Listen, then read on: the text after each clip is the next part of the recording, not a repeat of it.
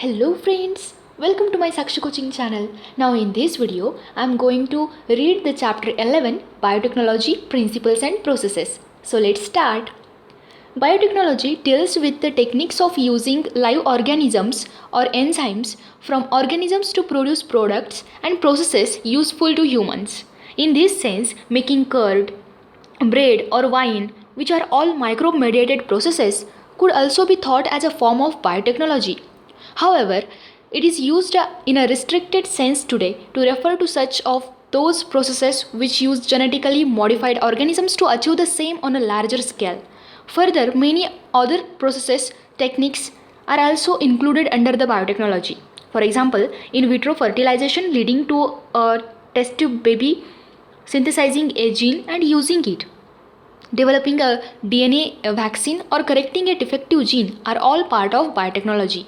The European Federation of Biotechnology (EFB) has given a definition of biotechnology that encompasses both traditional view and modern molecular biotechnology. The definition given by the EFB is as follows: the integration of natural science and organisms, cells, parts thereof, and molecular analogues for products and services.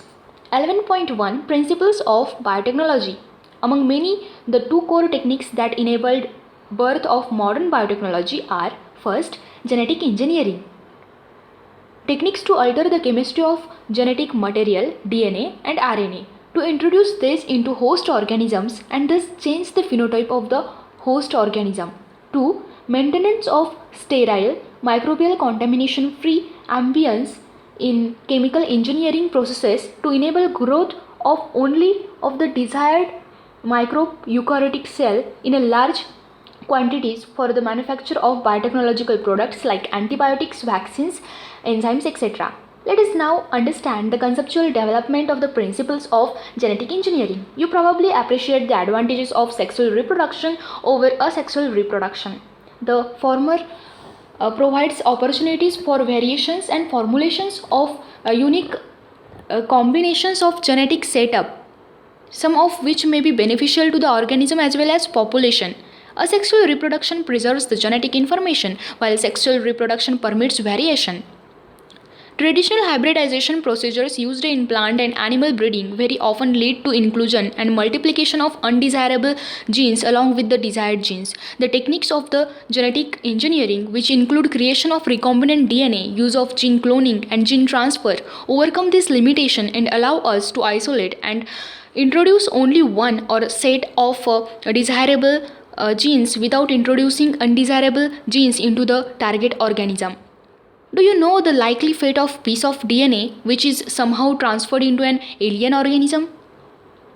Most likely, this piece of DNA would not be able to multiply itself in the progeny cells of the organism, but when it gets integrated into the genome of the recipient, it may multiply and be inherited along with the host DNA. This is because the alien piece of DNA has become part of a chromosome, which has the ability to replicate. In a chromosome, there is a specific DNA sequence called origin of replication, which is responsible for initiating replication.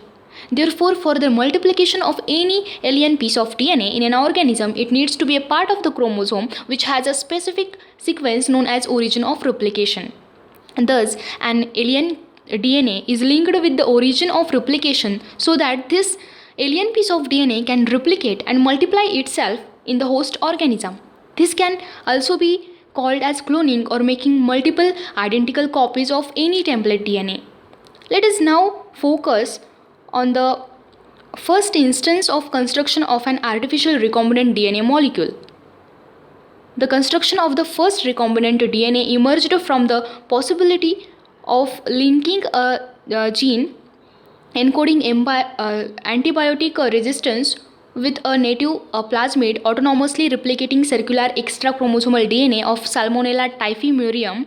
Stanley Cohen and Herbert Boyer accomplished this in 1972 by isolating the antibiotic resistance gene by cutting out a piece of DNA from a plasmid which was responsible for conferring antibiotic resistance. The cutting of DNA at a specific locations became possible with the discovery of the so-called molecular scissors restriction enzymes.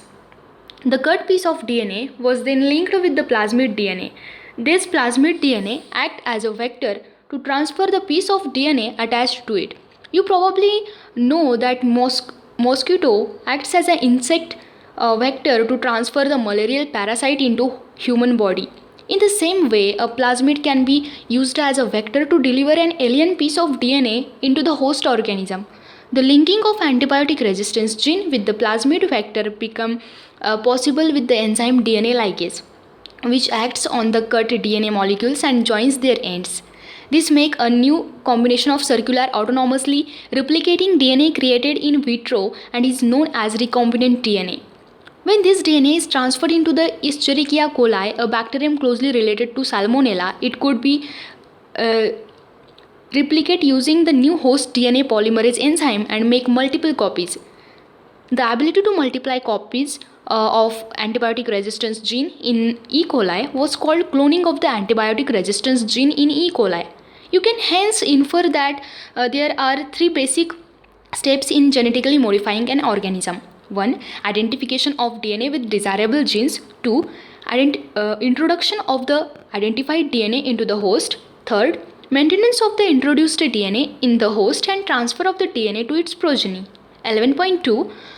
Tools of the recombinant DNA technology.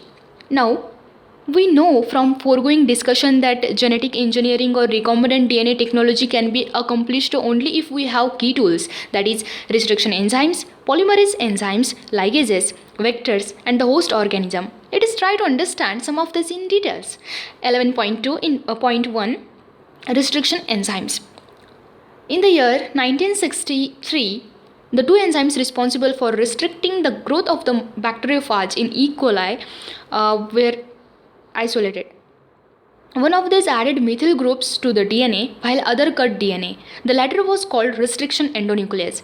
The first restriction endonuclease, Hind2, whose functioning depended on a specific DNA nucleotide sequence, was isolated and characterized 5 years later. It was found that a Hind2 always cut DNA molecules at a particular point by recognizing a specific sequence of the 6 base pairs.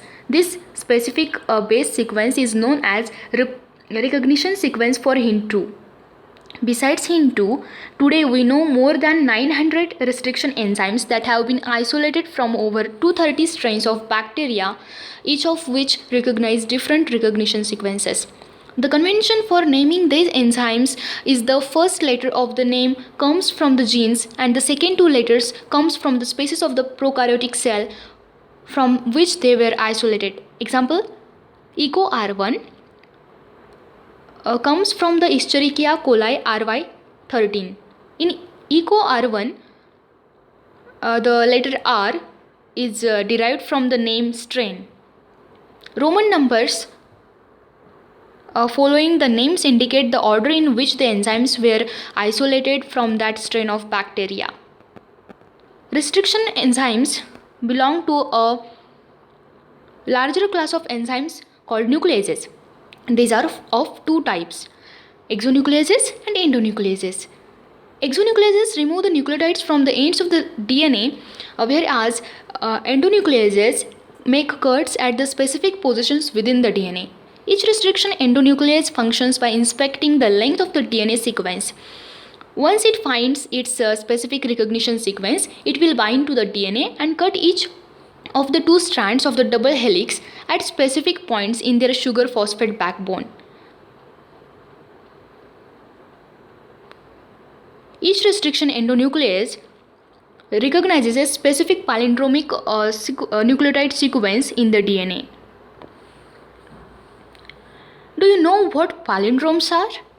These are the groups of the letters that form the same words when read both forward and backward. Example, Malayalam.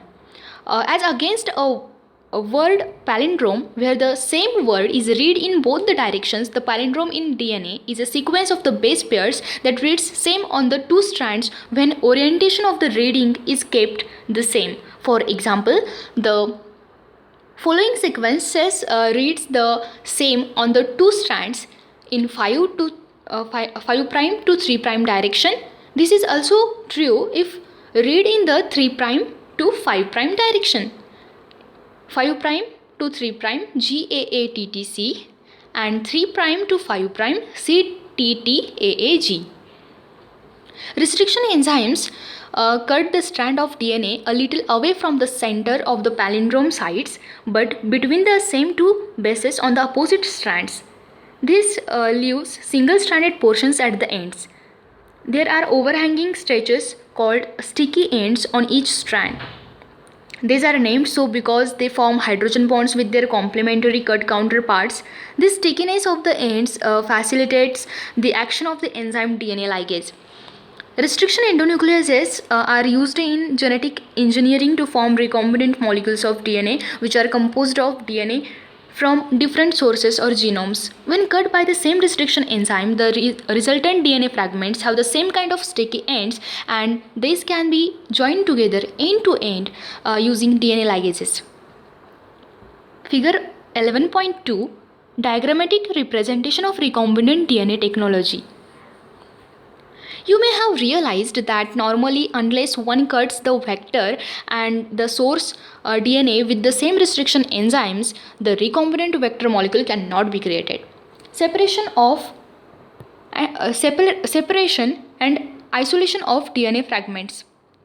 The cutting of DNA by restriction endonucleases results in the fragments of DNA.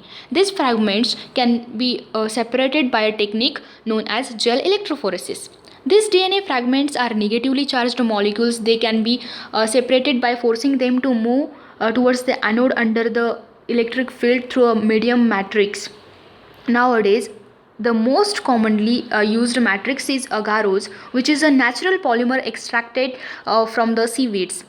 The DNA fragments resolve according to their size through sieving effect provided by the agarose gel. Hence, the smaller the fragment size, the further it moves. Look at the figure 11.3 and guess at which end of the gel the sample was loaded. The separated DNA fragments can be visualized only after staining the DNA with a compound known as ethidium bromide, followed by exposure to UV radiation. You cannot see pure DNA fragments in the visible light and without staining. You can see bright orange colored bands of the DNA in a ethidium bromide stained gel exposed to UV light, figure 11.3. The separated bands of the DNA are cut out from the agarose gel and extracted from the gel piece. This step is known as elution. The DNA fragments purified in this way are used in constructing recombinant DNA by joining them with cloning vectors. 11.2.2 Cloning vectors. You know that plasmids and the bacteriophages have the ability to replicate within the bacterial cells independent of the control of chromosomal DNA. Bacteriophages, because of their high number per cell, have very high copy numbers of their genome within the bacterial cells. Some plasmids may have only 1 or 2 copies per cell, whereas others may have 15 to 100 copies per cell. These numbers can go even higher. If we are able to link an alien piece of DNA with the bacteriophage or plasmid DNA, we can multiply its number equal to the copy number of the plasmid or bacteriophage. Vectors used at present are engineered in such a way that they help easy linking of foreign DNA and selection of recombinants from the non-recombinants. The following are the features that are required to facilitate cloning into a vector. First, origin of replication ORI. This is a sequence from where the replication starts, and any piece of DNA when linked to this sequence can be made to replicate within the host cell. This sequence is also responsible for controlling the copy number of the linked DNA. So if one wants to recover many copies of target DNA, it should be cloned in a vector whose origin supports high copy number. 2. Selectable marker. In addition to ORI, the vector requires a selectable marker which helps in identifying and eliminating transformants and selectively permitting the growth of the transformants. Transformation is a procedure through which a piece of DNA is introduced in a host bacterium. Normally, the gene encoding resistance to the antibiotics such as ampicillin, chloramphenicol, tetracycline or kanamycin, etc. are considered useful selectable markers for E. coli. The normal E. coli cells do not carry resistance against any of these antibiotics. 3. Cloning sites. In order to link an alien DNA, the vector needs to have very few, preferably single recognition sites for the commonly used restriction enzymes. Presence of more than one recognition sites within the vector will generate several fragments which will complicate the gene cloning. Figure 11.4. The ligation of alien DNA is carried out at a restriction site present in one of the two antibiotic resistance genes. For example, you can ligate a foreign DNA at the BAMH1 site of the tetracycline resistance gene in the vector PBR322. The recombinant plasmids will lose tetracycline resistance due to insertion of foreign DNA but can still be selected out from the non-recombinant ones by plating the transformants on ampicillin containing medium. The transformants growing on ampicillin containing medium are then transferred on a medium containing tetracycline. The recombinants will grow in ampicillin containing medium but not on that containing tetracycline. But non-recombinants will grow on medium containing both the antibiotics. In this case, the one antibiotic resistance gene helps in selecting the transformants, whereas the other antibiotic resistance gene gets inactivated due to insertion of the alien DNA and helps in selection of recombinants. Selection of recombinants due to the inactivation of the antibiotics is a cumbersome procedure because it requires simultaneous plating on two plates having different antibiotics. Therefore, alternative selectable markers have been developed which differentiate recombinants from non-recombinants on the basis of their ability to produce color in the presence of chromogenic substrate. In this, a recombinant DNA is inserted within the coding sequence of the enzyme alpha-galactosidase. This results into inactivation of the enzyme, which is referred to as insertional inactivation. The presence of a chromogenic substrate gives blue-colored colonies if the plasmid in the bacteria does not have an insert. Presence of insert result into insertional inactivation of the alpha-galactosidase, and the colonies do not produce any color. These are identified as recombinant colonies. 4. Vectors for cloning genes in plants and animals. You may be surprised to know that we have learned the lesson of transferring genes into the plants and animals from bacteria and viruses which have known this for ages. How to deliver genes to transform eukaryotic cells and force them to do what the bacteria or viruses want. For example, Agrobacterium tumefaciens, a pathogen of several dicot plants, is able to deliver a piece of DNA known as tDNA to transform normal plant cells into a tumor and direct these tumor cells to produce the chemicals required by the pathogen. Similarly, retroviruses in animals have the ability to transform normal cells into cancerous cells. A better understanding of the art of delivering genes by pathogens in their eukaryotic host has generated knowledge to transform these tools of pathogens into useful vectors for delivering genes of interest to humans.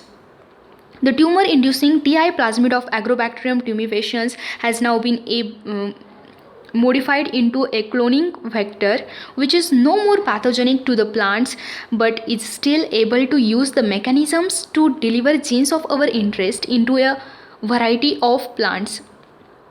Similarly, retroviruses have also been disarmed and are now used to deliver the desirable genes into animal cells. So once a gene or a DNA fragment has been ligated into a suitable vector, it is transferred into a bacterial plant or animal host where it multiplies. 11.2.3 Competent host for transformation with recombinant DNA. Since DNA is a hydrophilic molecule, it cannot pass through the cell membranes. Why? In order to force bacteria to take up the plasmid, the bacterial cells must first to be made competent to take up the DNA.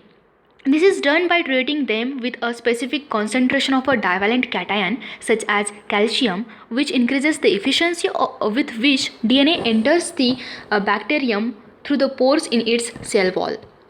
Recombinant DNA can then be forced into such cells by incubating the cells with recombinant DNA on ice, followed by placing them briefly at 42 degrees Celsius heat shock and then putting them back on ice. This enables the bacteria to take up the recombinant DNA. This is not the only way to introduce alien DNA into the host cell. In a method known as microinjection, recombinant DNA is directly injected into the nucleus of an animal cell. In another method suitable for plants, cells are bombarded with high velocity microparticles of gold or tungsten coated with the DNA in a method known as biolistics or gene gun. And the last method uses disarmed pathogen vectors, which, when allowed to infect the cell, transfer the recombinant DNA into the host. Now that we have learned about the tools for constructing recombinant DNA, let us discuss the processes facilitating recombinant DNA technology. 11.3 Processes of recombinant DNA technology. Recombinant DNA technology involves several steps in specific sequence, such as isolation of DNA, fragmentation of DNA by restriction endonucleases, isolation of a desired DNA fragment, ligation of the DNA fragment into a vector, transferring the recombinant DNA into the host, culturing the host cells in a medium at a large scale, and extraction of the desired product. Let us examine each of these steps in some details. 11.3.1 Isolation of genetic material DNA. Recall that nucleic acid is the genetic material of all living organisms without exception. In majority of organisms, this is deoxyribonucleic acid or DNA. In order to cut the DNA with the restriction enzymes, it needs to be in pure form, free from the other macromolecules. Since the DNA is enclosed within the membranes, we have to break the cell open to release DNA along with the other macromolecules such as RNA, proteins, polysaccharides, and also lipids. This can be achieved by treating the bacterial cells, plant or animal tissue with the enzymes such as lysozyme, bacteria, cellulase, plant cells, chitinase, fungus. You know that genes are located on long molecules of DNA intertwined with proteins such as histones. The RNA can be removed by treatment with the ribonuclease, whereas proteins can be removed by the treatment with protease. Other molecules can be removed by appropriate treatment, and purified DNA ultimately precipitates out after the addition of chilled ethanol. This can be seen as the collection of fine threads in suspension. Figure 11.5. 11.3.2 Cutting of DNA at specific locations. Restriction enzyme digestions are performed by incubating purified DNA molecules with the restriction enzymes at optimal conditions for that specific enzyme.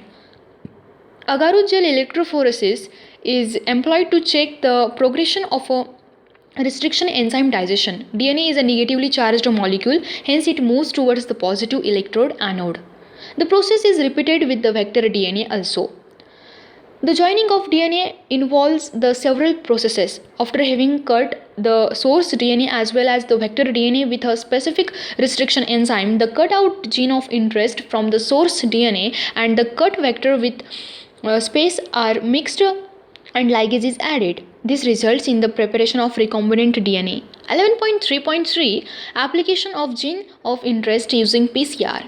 PCR stands for polymerase chain reaction. In this reaction, multiple copies of gene or DNA of interest is synthesized in vitro using two sets of primers, small chemically synthesized oligonucleotides that are complementary to the regions of DNA, and enzyme DNA polymerase. The enzyme extends the primers using the nucleotides provided in the reaction and the genomic DNA as template. If the process of replication of DNA is repeated many times, the segment of DNA can be amplified to approximately billion times. That is, 1 billion copies are made. Such repeated amplification is achieved by the use of thermostable DNA polymerase isolated from Bacterium thermus aquaticus, which remain active during the high temperature induced denaturation of double-stranded DNA. The amplified fragment, if desired can now be used to ligate with a vector for further cloning. 11.3.4 Insertion of recombinant DNA into the host cell or organism. There are several methods of introducing the ligated DNA into the recipient cells. Recipient cells, after making them competent to receive, take up DNA present in the surrounding. So, if a recombinant DNA bearing gene for resistance to an antibiotic, example ampicillin, is transferred into E. coli cells, the host cells become transformed into the ampicillin resistant cells. If we spread the transformed cells on agar plates containing ampicillin, only transformants will grow, untransformed recipient cells will die. Since due to ampicillin resistance gene, one is able to select a transformed cell in the presence of the ampicillin resistance gene in this case is called a selectable marker. 11.3.5 Obtaining the foreign gene product. When you insert a piece of alien DNA into a cloning vector and transfer it into a bacterial, plant or animal cell, the alien DNA gets multiplied. In almost all recombinant technologies, the ultimate aim is to produce the desirable protein.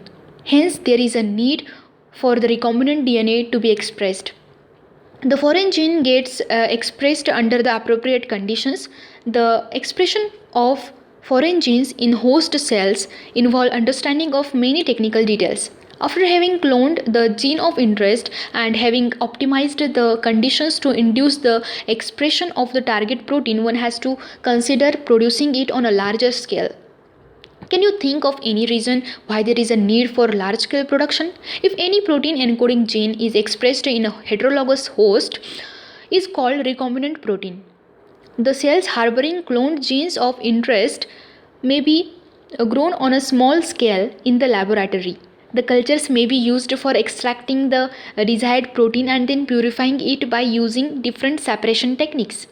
The cells can also be multiplied in a continuous culture system, wherein the used medium is drained out from one side while fresh medium is added from the other side to maintain the cells in their physiologically most active log or exponential phase. This type of culturing method produces a larger biomass leading to a higher yields of desired protein.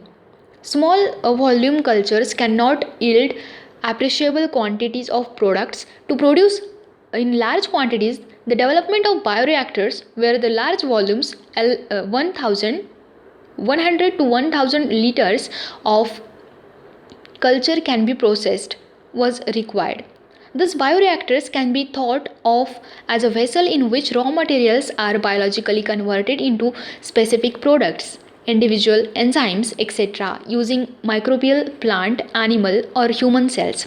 A bioreactor provides the optimal conditions for achieving the desired product by providing optimum growth conditions, temperature, pH, substrate, salts, vitamins, oxygen. The most commonly used bioreactor are of stirring type, which are shown in the figure 11.7. A stirred tank reactor is usually cylindrical or with a curved base to facilitate the mixing of the reactor contents. The stirrer facilitates even mixing and oxygen availability throughout the bioreactor. Alternatively, air can be bubbled through the reactor. If you look at the figure closely, you will see that bioreactor has an agitator system, an oxygen delivery system, and a foam control system, a temperature control system, pH control system, and sampling ports so that small volumes of culture can be withdrawn periodically. 11.3.6 Downstream processing. After completion of biosynthetic stage, the product has to be subjected through a series of the processes before it is ready for marketing as a finished product. The processes include separation and purification, which are collectively referred to as downstream processing. The product has to be formulated with suitable preservatives. Such formulation has to undergo through clinical trials, as in case of drugs. Strict quality control testing for each product is also required. The downstream processing and quality control testing vary from product to product. Summary: biotechnology deals with the large scale production and marketing of the products and processes using live organisms, cells, or enzymes. Modern biotechnology using genetically modified organisms was made possible only when man learned to alter the chemistry of DNA and construct the recombinant DNA. This key process is called recombinant DNA technology or genetic engineering. This process involves the use of restriction endonucleases, DNA ligases, appropriate plasmid or viral vectors to isolate and ferry the foreign DNA into the host organisms, expression of the foreign gene, purification of the gene product, that is functional protein, and finally making a suitable formulation for marketing. Large scale production involves use of bioreactors. Chapter completed. If you like this video, please like, share and subscribe to my channel. Thank you.